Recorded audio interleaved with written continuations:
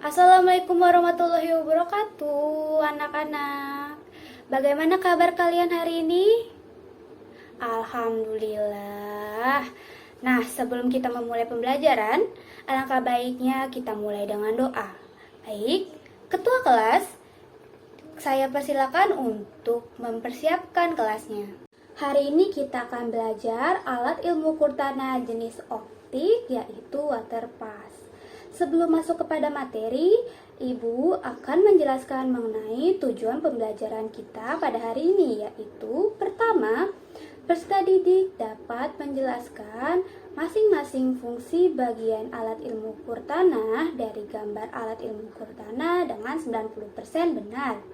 Yang kedua, peserta didik dapat menjelaskan prosedur pengukuran jalan dengan alat ukur tanah dengan benar. Dan yang ketiga adalah peserta didik dapat menganalisis perbedaan alat ilmu ukur tanah dari materi waterpass dan theodolit dengan benar. Nah, di pertemuan pertama ini memiliki kompetensi yaitu menerapkan proses pelaksanaan pekerjaan dasar-dasar survei dan pemetaan yang memiliki indikator pencapaian kompetensi sebagai berikut, dan tujuan pembelajaran yang sudah diterangkan di awal pembelajaran. Nah, sebelum itu, apakah kalian pernah melihat alat ini?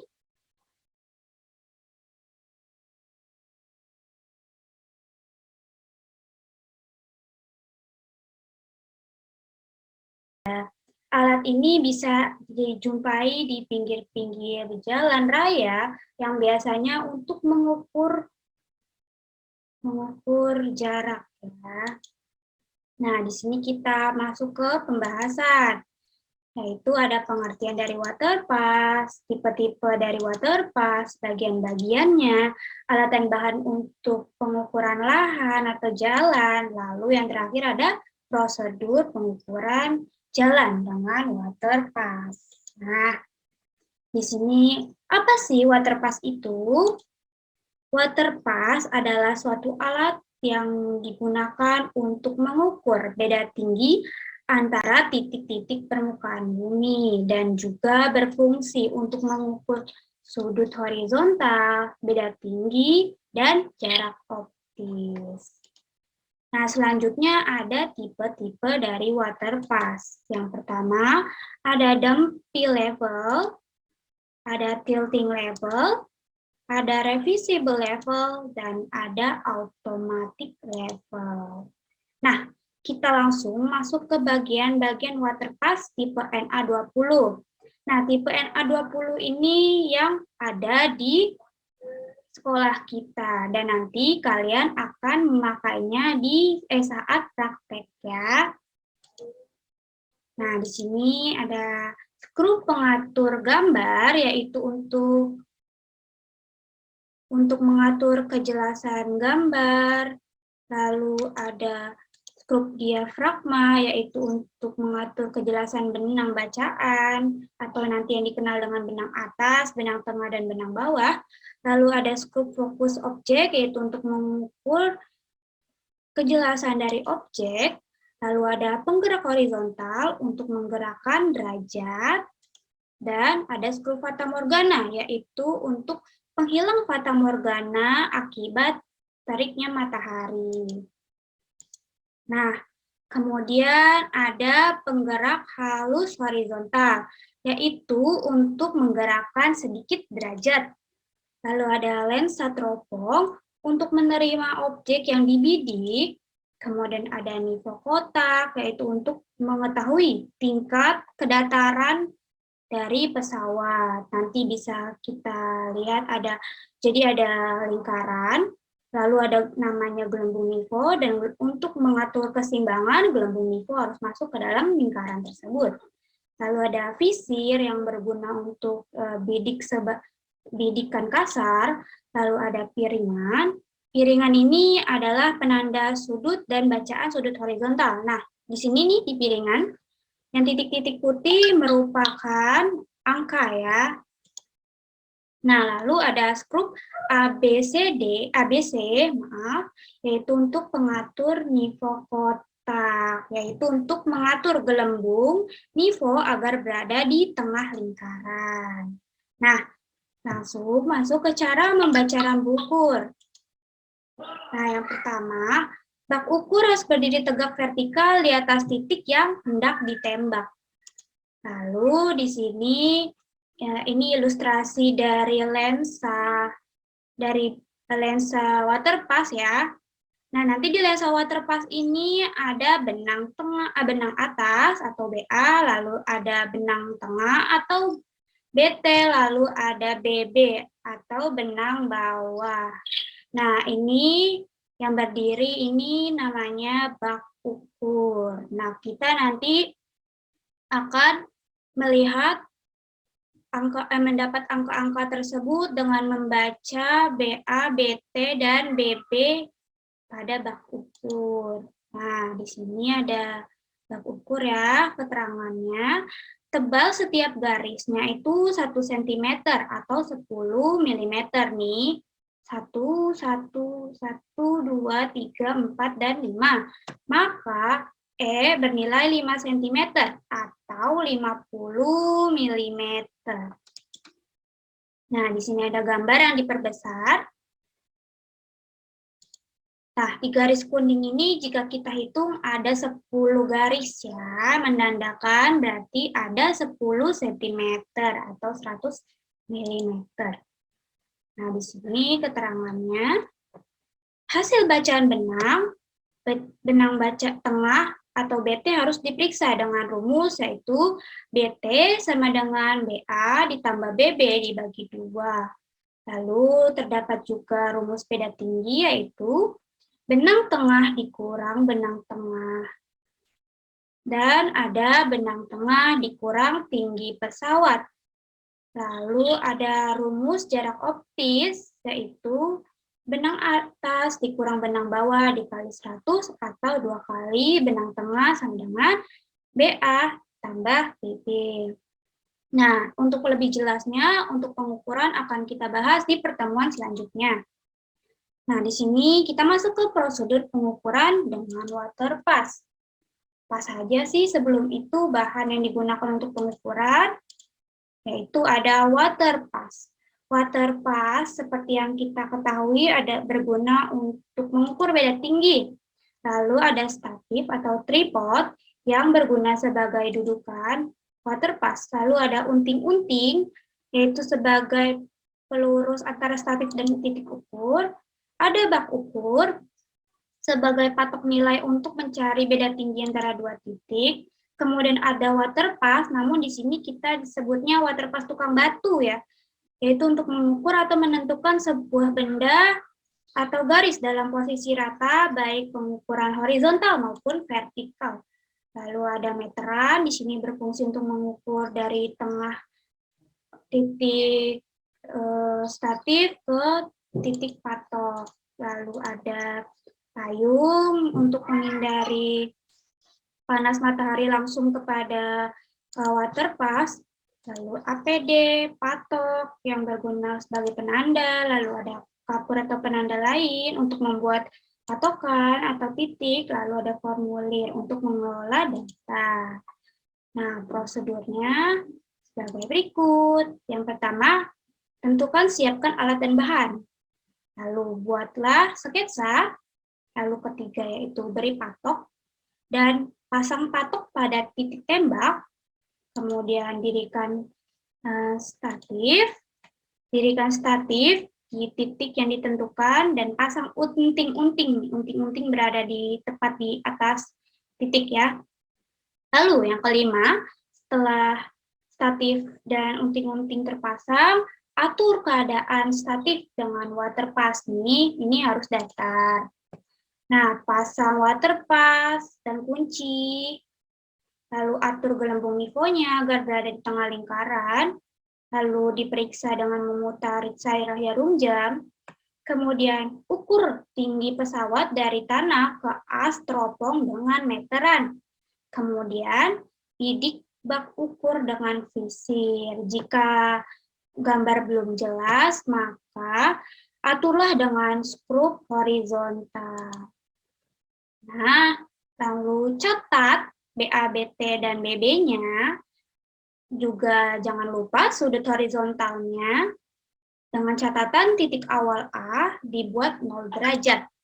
Kemudian yang terakhir adalah ukur jarak masing-masing titik pesawat ke titik lain menggunakan meter. Nah, kita langsung masuk saja ke prosedurnya. Mungkin di sini sedikit berbeda, namun intinya tetap sama. Dalam prosedurnya, yang pertama adalah menentukan titik yang akan diukur. Ini di sini dirikanlah statif, kemudian kendurkan pengunci statifnya, dan tarik statif sesuai dengan ketinggian pengukur. Nah, selanjutnya pasanglah water pass dan jangan lupa kunci water pass dengan statif. Nah, gunakan payung ya untuk menghindari teriknya sinar matahari agar water pass tidak error. Lalu ukurlah jarak antara titik ke tengah titik water pass atau titik ukur water pass. Nah, setelah selesai, kita mengatur benang bacaan dengan kejelasan.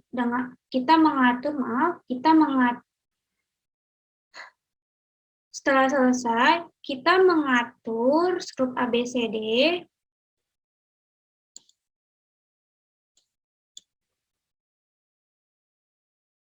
Nah, setelah selesai,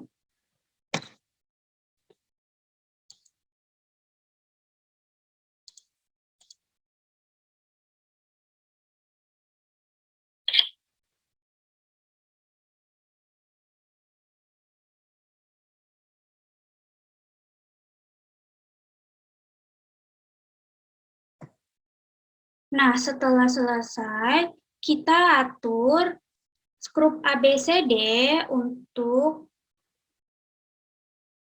agar gelembung nifo berada di tengah lingkaran ya, yang menandakan bahwa water pass berada di keadaan seimbang. Nah, setelah itu bidik kasar dengan sisir.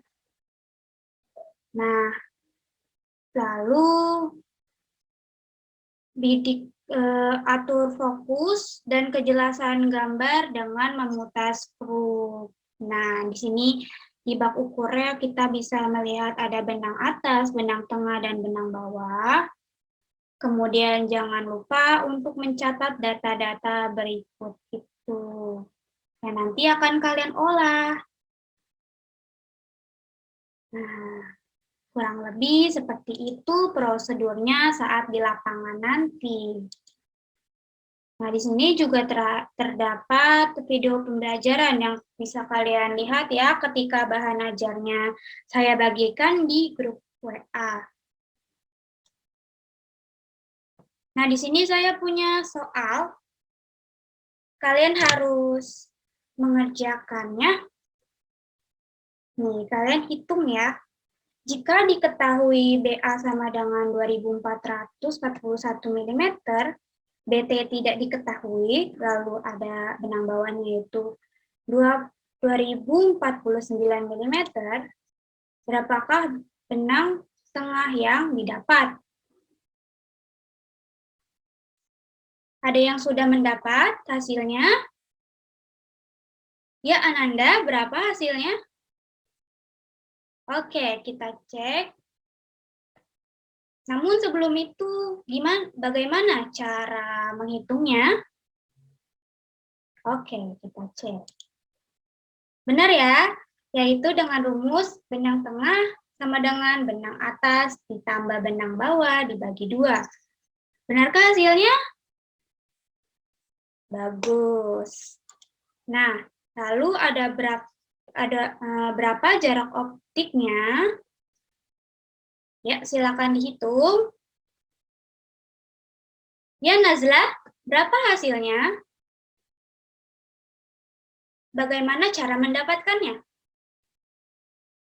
Baik, kita cek bersama-sama apakah hasilnya benar.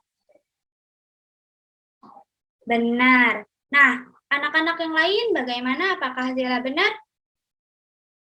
Benar. Nah, cukup sekian ya untuk materi pembelajaran kita. Namun ada kegiatan lain yang menunggu. Nah, di sini saya akan bagikan pembagian kelompoknya.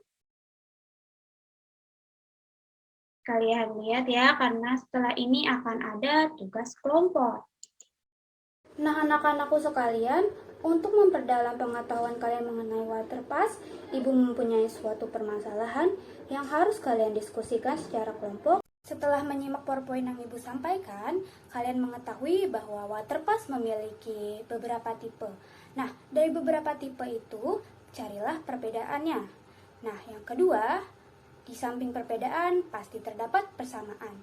Nah, kalian carilah dua komponen utama persamaan dari jenis-jenis waterpass tersebut.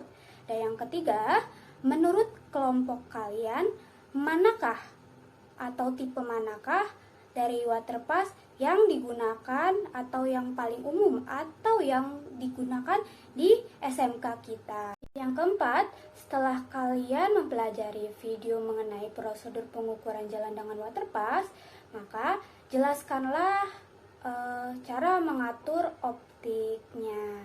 Dan yang terakhir, kalian akan mencoba untuk menghitung benang atas, benang tengah, dan benang bawah. Nah, di sini Ibu mempunyai lembar kerja siswa yang akan kalian mengisinya di sini. Yaitu jangan lupa untuk menulis nama, anggota, tanggal, dan kelas.